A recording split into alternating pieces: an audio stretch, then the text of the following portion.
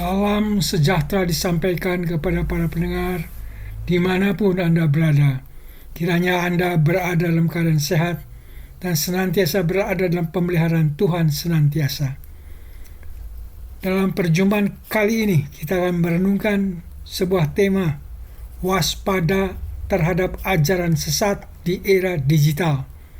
Bacaan terambil dari 1 Yohanes 4 ayat 1 yang berbunyi, "Saudara-saudaraku yang kekasih, janganlah percayakan setiap roh, tetapi ujilah roh-roh itu, apakah mereka berasal dari Allah. Sebab banyak nabi-nabi palsu yang telah muncul dan pergi ke seluruh dunia." Rasul Yohanes menulis surat ini kepada jemaat mula-mula yang menghadapi ancaman ajaran sesat, khususnya dari kelompok Gnostik yang mengajarkan bahwa Yesus bukan sungguh-sungguh manusia.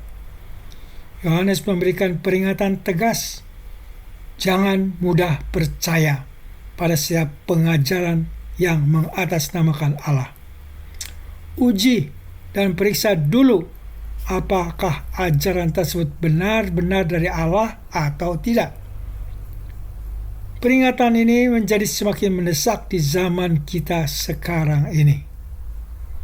Saudara-saudari yang kekasih, kita hidup di era yang belum pernah terjadi dalam sejarah kekristenan.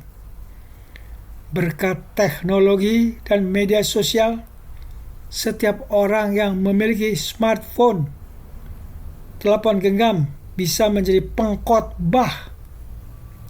YouTube, Instagram, TikTok, Facebook, semua dipenuhi ribuan video khotbah dan pengajaran Alkitab. Ada yang berasal dari pendeta dengan denominasi yang jelas dan teologi yang kokoh. Ada pula dari pengkhotbah yang tidak jelas latar belakangnya, tidak jelas denominasinya, bahkan tidak jelas siapa yang mengawasi pelayanannya.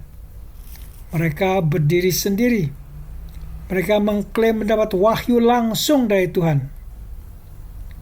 Lebih mengkhawatirkan lagi, kita banyak menyaksikan perdebatan teologi di media sosial. Setiap pihak mengklaim bahwa mereka yang paling benar, mereka yang paling alkitabiah.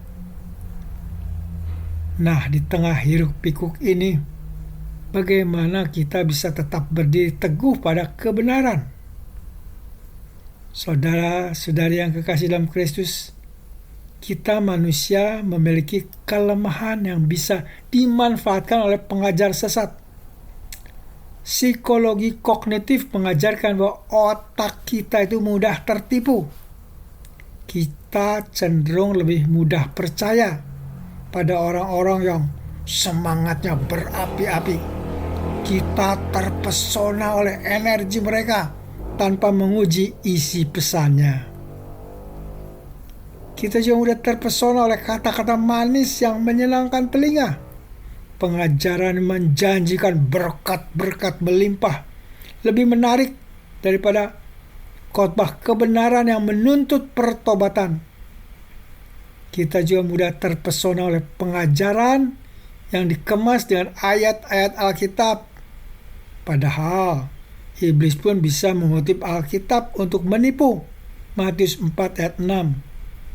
Kita mudah terpesona oleh kesaksian-kesaksian sensasional, cerita-cerita mujizat yang bombastis. Dan itu semua menjadi lebih viral dari pengajaran tentang kekudusan. Rasul Paulus mengingatkan dalam 2 Timotius 4 ayat 3 dan 4, karena akan datang waktunya, orang tidak dapat lagi menerima ajaran sehat, tetapi mereka akan mengumpulkan guru-guru menurut kehendaknya untuk memuaskan keinginan telinganya. Ini adalah realitas yang kita hadapi hari ini. Pertanyaannya sekarang, bagaimana kita harus bersikap? Pertama-tama kita harus membekali diri dengan pengetahuan Alkitab, dengan teologi yang benar. Kita tidak bisa hanya mengandalkan perasaan, tidak bisa mengandalkan hanya pengalaman rohani semata. Kita harus belajar Alkitab secara mendalam, belajar Alkitab secara sistematis. Kenali kerangka besar cerita Alkitab dari Kejadian sampai Wahyu. Pahami doktrin-doktrin dasar kekristenan. Nah, disinilah pentingnya warisan pengakuan iman, khususnya pengakuan iman rasuli dan pengakuan iman Nicea Konstantinopel. Kedua pengakuan iman ini adalah ringkasan ajaran Alkitab yang telah diuji dan diterima oleh gereja sejak abad-abad pertama. Ini adalah patokan ortodoksi, ukuran apakah suatu ajaran masih dalam batas kekristenan yang sejati atau sudah menyimpang. Jika ada pengajaran yang bertentangan dengan pengakuan iman ini, misalnya menolak keilahian Kristus, menolak Allah Tritunggal, atau menambahkan syarat-syarat untuk keselamatan selain iman kepada Kristus, maka itu adalah ajaran sesat, apapun alasannya. Berikutnya, jangan mudah terpesona oleh penampilan luar. Pengkhotbah yang semangat, yang bisa membuat kita menangis, belum tentu benar. Uji ajarannya, bukan penampilannya. Tanyakan, apakah yang dia ajarkan sesuai Alkitab dalam konteksnya? Apakah dia tunduk pada komunitas gereja atau berdiri sendiri tanpa akuntabilitas? Apakah dia memuliakan Kristus atau memuliakan dirinya sendiri? Ketiga, waspadai proses manipulasi kognitif. Ajaran sesat sering menggunakan teknik manipulasi yang halus, mengambil ayat-ayat Alkitab di luar konteks untuk mendukung agenda tertentu, atau menciptakan rasa takut atau urgensi agar kita cepat percaya tanpa berpikir kritis. Mengisolasi pengikutnya dari gereja yang bisa mengkoreksi, atau menjanjikan pengalaman rohani yang eksklusif seolah-olah hanya kelompok mereka yang punya akses khusus ke Allah. Ketika Anda menemukan pola-pola ini, berhati-hatilah. Yang keempat, biarlah kita tetap berakar dalam komunitas gereja yang sehat. Patut diingat, kekristenan bukan agama yang individual. Kita dipanggil untuk hidup dalam komunitas. Kita dipanggil untuk hidup dalam tubuh Kristus. Tetaplah beribadah di gereja lokal Anda, di bawah penggemaran pendeta yang Anda percayai, yang memiliki pendidikan teologi yang memadai, yang hidup dalam akuntabilitas dan denominasi atau sinode gereja, dan yang hidupnya mencerminkan karakter Kristus. Jika Anda menemukan pengajaran yang membingungkan, tanyakan kepada gembala Anda. Jangan cepat-cepat percaya pada setiap video YouTube atau postingan media sosial. Gereja lokal adalah tempat di mana kita bertumbuh.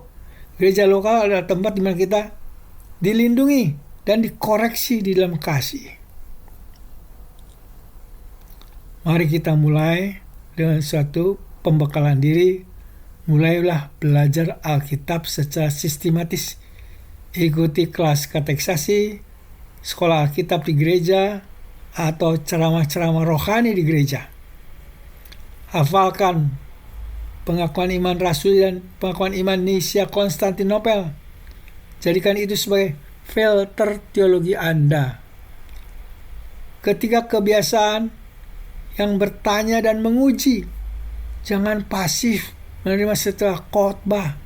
Tanyakan, apakah ini sesuai dengan Alkitab? Dan tidak ketinggalan, batasi konsumsi konten rohani di media sosial. Dan pilihlah sumber pengajaran yang kredibel dari pengkhotbah atau teolog yang diakui oleh gereja. Bangun juga relasi yang kuat dengan gembala dan komunitas gereja Anda. Jangan terisolasi dalam hidup keimanan Anda. Saudara-saudari Kristen yang kekasih dalam Kristus, kita hidup di zaman yang penuh dengan tantangan, tetapi juga penuh dengan anugerah. Kita memiliki akses kepada Alkitab dalam bahasa kita sendiri. Kita memiliki warisan teologi yang kaya dari bapak-bapak gereja.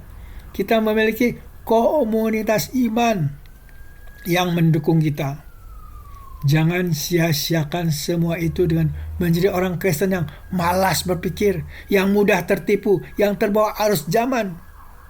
Jadilah orang percaya yang dewasa. Jadilah orang percaya yang bijaksana, yang bisa membedakan antara kebenaran dan kepalsuan.